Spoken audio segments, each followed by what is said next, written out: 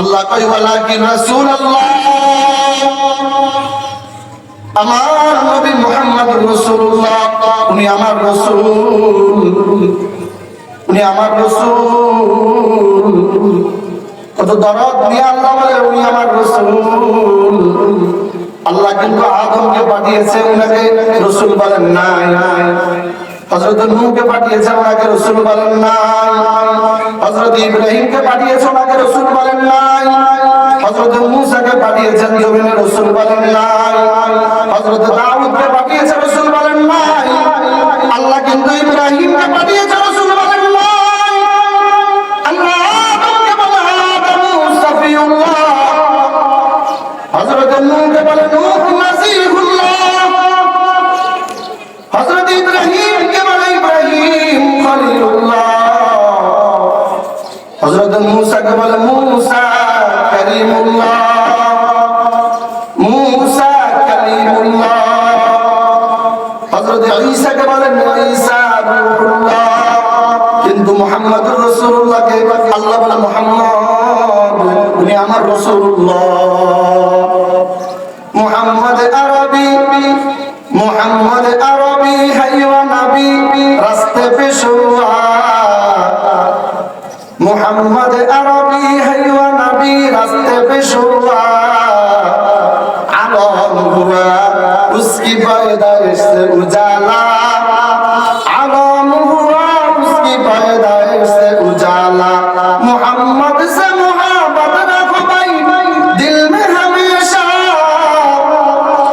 मुहम्मद से मुहब्बत रखो भाई दिल में हमेशा, ताकि सभी मर्दे कमल उम्मत मुस्तफा, ताकि सभी मर्दे कमल उम्मत मुस्तफा।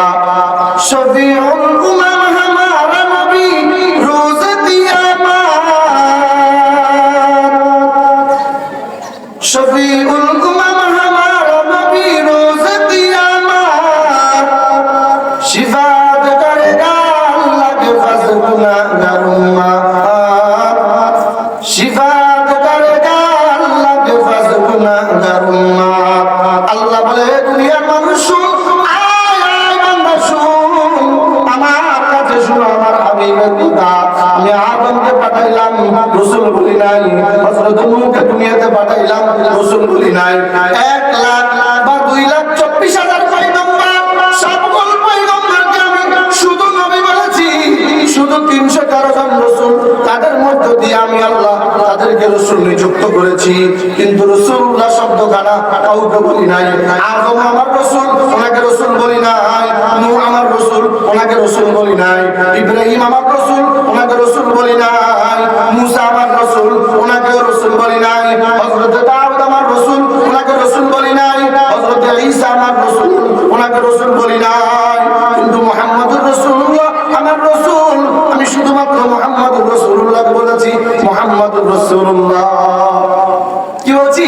মুহাম্মদুর রাসূলুল্লাহ।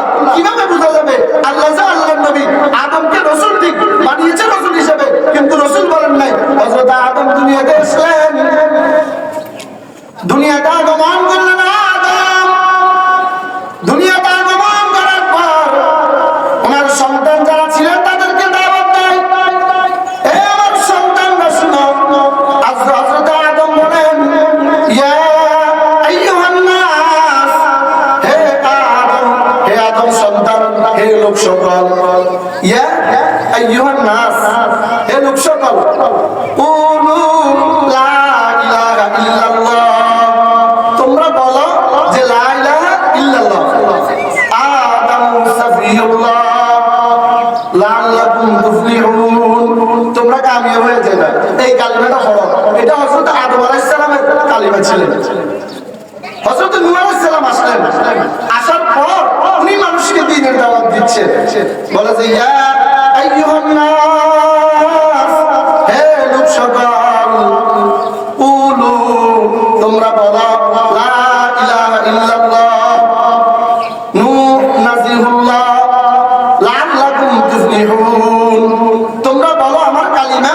নূহ আলাইহিস সালাম যে শরীয়ত নিয়ে এসেছে, ওই শরীয়তের কালিমা ছিল লা ইলাহা ইল্লাল্লাহ, নূহ নাজিহুল্লাহ। এসেছেন, ওনার শরীয়ত ছিল, ওই শরীয়তের কালিমা ছিল লা ইলাহা ইল্লাল্লাহ ইব্রাহিম খলিলুল্লাহ।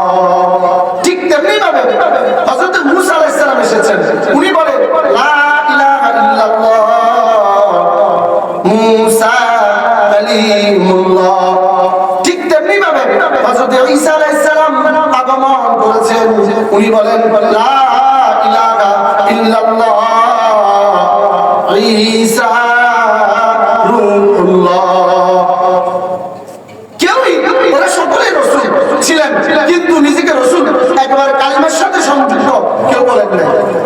আল্লাহ বলে রাসূল আপনিই শুধু বলেন, শুধু আপনিই বলেন যে লা ইলাহা ইল্লাল্লাহ মুহাম্মাদুর রাসূলুল্লাহ, লা ইলাহা ইল্লাল্লাহ মুহাম্মাদুর রাসূলুল্লাহ, লা ইলাহা ইল্লাল্লাহ মুহাম্মাদুর রাসূলুল্লাহ।